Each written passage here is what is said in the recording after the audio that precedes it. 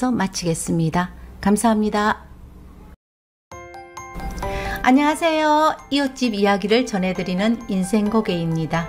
부동산과 사람은 인연이 따로 있다고 합니다. 옛날 어른들이 곰보 째보도 자기 짝은 다 따로 있다고 했습니다. 오늘 인생고개에서는 이별, 이혼에 대해서 인생고개 여러분과 함께 이야기를 나누어 보겠습니다. 집도 처음 구입할 때부터 느낌이 좋은 집과 잘 팔리는 집을 사는 것이 무엇보다도 중요하고, 사람도 만날 때 잘 만나야 살아가는 동안 삶의 파도 타기를 하지 않아도 되고 헤어지는 아픔도 겪지 않아도 되겠죠. 헤어지는 일이 일어나더라도 진흙탕 싸움은 일어나지 않을 겁니다. 아파트를 매매 계약하기로 약속이 잡혀 있었어요. 62년생 동갑내기 중년 부부 집이었습니다. 공동명의라 계약서 작성하는 날 매도자 남자는 사무실에 오셨는데 여자분이 오지 않아서 사모님과 같이 오시지 않았어요? 아마 올 겁니다. 남자의 말이 끝나기도 전에 여자분이 사무실 문을 열고 들어왔습니다. 그리고 남편 옆에 앉아서 계약 진행을 지켜보다 중간에 갑자기 나 이 집 안 팔아요. 안 판다고요. 소리를 질렀습니다. 급박하게 전개되는 사랑과 전쟁의 한 장면을 보는 것 같았습니다. 이게 미쳤나? 왜 갑자기 집을 안 판다고 지랄이고? 그렇게 팔고 싶으면 네 목만 팔면 되지. 왜 내가 네 때문에 집을 팔아야 되는데? 난 집 팔고 싶은 마음이 1도 없고 이혼은 절대 못 해주니까 그래 알아라.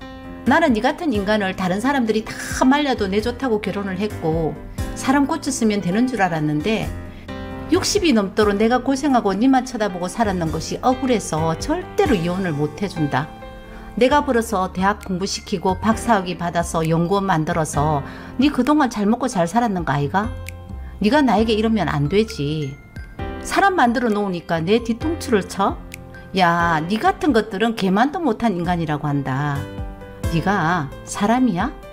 공부밖에 모른 척 꽉 막힌 사람으로 행동하더니 언제부터 그렇게 연극을 하고 살았는데? 올해도 숨기고 살았네.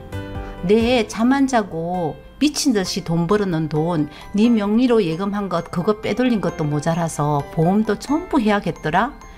네 통장에는 한 푼도 남겨두지 않고 다 어디에 숨겼는데? 내 앞으로 해놓으면 사업하다 잘못될 경우에 난처한 일이 생긴다고 하나씩 명의 돌리더니 그걸 낼름 팔아먹었어? 시끄럽고 지랄 떨지 말고 정리하자. 길게 가봐야 니하고 내하고 좋은 거 하나도 없다.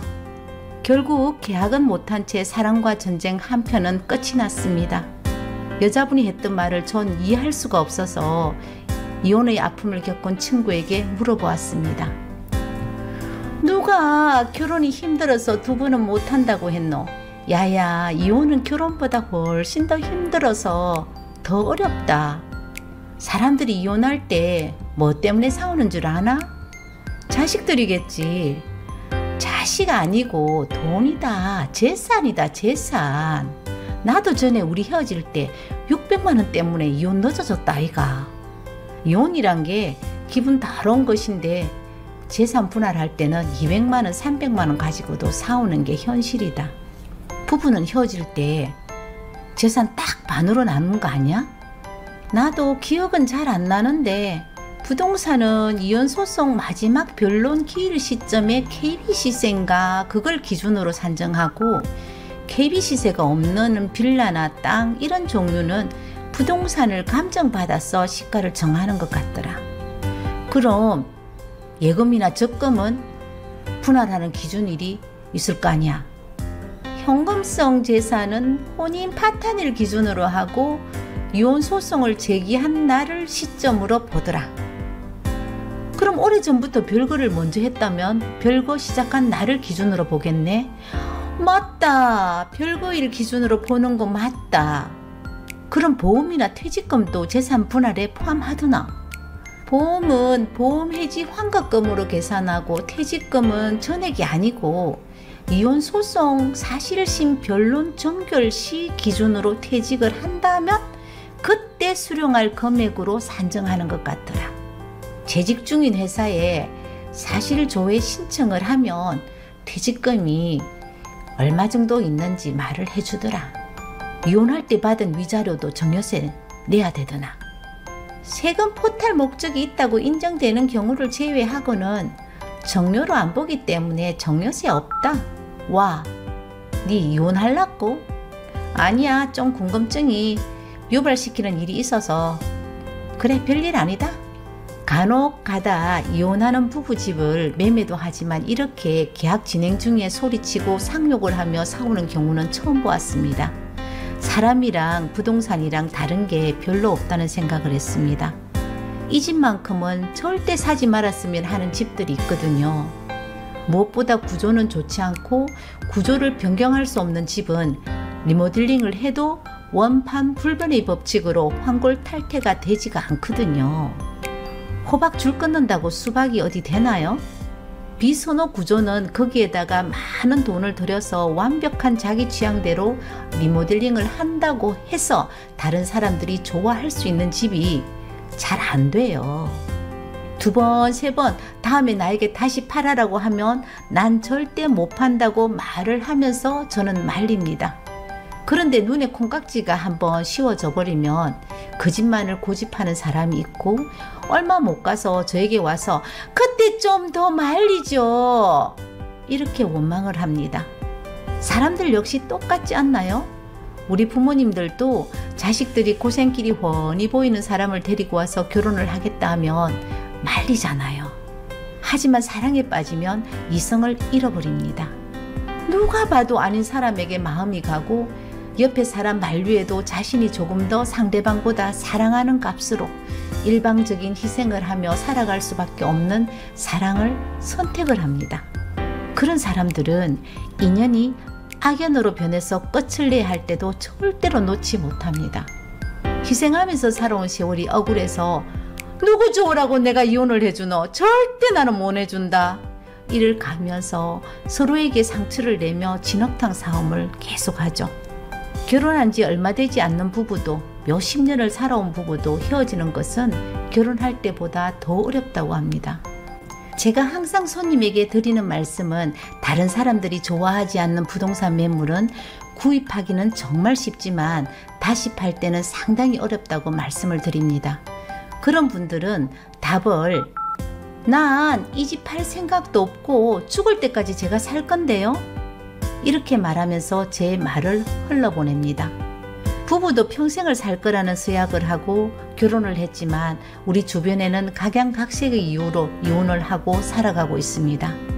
집을 매입할 때나 배우자를 찾을 때나 그 순간의 느낌으로 선택하시면 안 됩니다. 살다 보면 이혼할까 하는 생각은 한두 번 안 하고 살았는 사람이 어디 있습니까?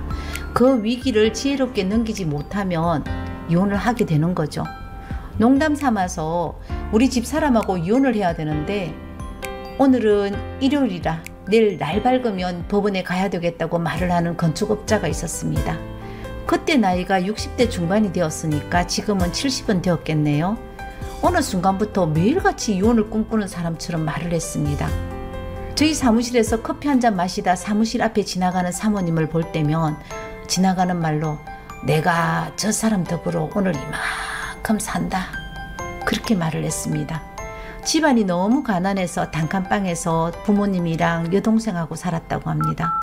전 시골에 태어나서 퍼세식 화장실을 사용했고 학교에도 재래식 화장실은 아니어서 빨간 보따리 줄까 파란 보따리 줄까 하는 학교 화장실 괴담이 돌아다니던 시대 사람입니다.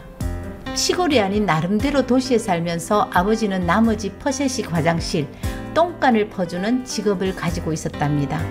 가난하고 공부머리가 없는 탓에 할 수 있는 것은 힘쓰는 일밖에 없는 터라 직장도 처음에는 보일러 미장 보조로 일을 하다 일 맡긴 주인집 딸을 만났다고 했어요. 과수원집 부잣집 맏딸이었답니다. 내가 이 가난에서 벗어날 수 있는 방법은 이 여자밖에 없다라고 생각을 하고 여자에게 최선을 다했답니다. 가진 것은 없어도 인물은 알아주는 인물이었으니까요. 여자 집에서 반대가 심해서 결혼 허락을 받기 위해서 선택한 방법은 여자 집 과수원에 있는 찌그러져가는 원두막에 둘이서 자고 미래의 장인과 일하러 오시는 사람들에게 일부러 들키는 작전으로 갔답니다. 계획이 성공해서 뺨 수십 대 맞고 결혼을 하게 되었다고 했어요. 처가 도움으로 평생 처음으로 방 2칸짜리 전세를 얻어 부모님 그리고 동생과 함께 살았을 때가 60이 넘도록 살아온 날 중에서 첫째 아들 낳을 때를 제외하고는 제일 행복한 날이었다고 했습니다. 그런 사람이 매일 월요일이면 법원 가서 사모님이랑 이혼을 해야 된다고 노래를 했거든요. 방귀가 잦으면 똥을 지린다고 했듯이 결국은 이혼을 했습니다. 본인이 건축업자이다 보니까 수익성 원룸 건물 2채를 사모님에게 생활비로 월세 받아서 살아라고 대출 하나 없이 집을 지어 넘겨주었어요. 나이가 들어 더 이상 건축 일도 힘든다고 모두 정리를 해서 현금으로도 넘겨주었고요. 자신에게는 현금 1억과 연금 그리고 25평짜리 낡은 아파트 리모델링 했는 집만 남겨놓고 통 크게 처가에서 받은 미천의 수십 배를 불려서 돌려주고 이혼을 한 겁니다.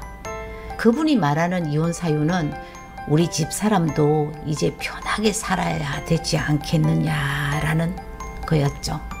얼마나 자기하고 살기 싫으면 가진 재산 다 주고 이혼을 하자고 했을까 하는 마음에 아내는 협의 이혼을 해주었습니다. 얼마 전 알게 되었습니다. 두 분은 다시 같은 집에서 산다고 했습니다. 묻지도 따지지도 마. 황혼 이혼 진짜 이유는 신부전증과 간경화의 투병 생활을 하는 남편이 자신과 가족을 가난해서 구해준 아내에게 힘든 간병을 맡길 수 없다는 아내에 대한 사랑이었습니다. 이것이 염치를 알고 있는 아름다운 이별 아닌가요? 인생고객 여러분, 우리가 부부연을 맺고 살다 보면 넘어야 하는 어려움이 정말 많을 수 있습니다. 그때마다 포기를 한다면 온 세상 천지가 결혼하는 사람 대부분이 이별의 아픔을 겪어야 됩니다. 헤어지기 전에는 앞으로 이혼함으로 해서 나에게 닥쳐올 일들을 정리해보고 과연 이혼밖에 방법이 없을까라는 고민을 해보아야 할 것입니다. 좀 더 현명한 방법이 있다면 최선을 다해서 노력을 해보고 다음에 생각해도 늦지 않다고 봅니다. 돌아가신 시어머님이 이렇게 말을 했거든요. 너거 시아버지가 죽고 아쉬운 것은 하나도 없던데 밖에 나가면 남편 없는 여자라고 해프게 볼 때가 제일 힘들더라. 오늘 인생곡의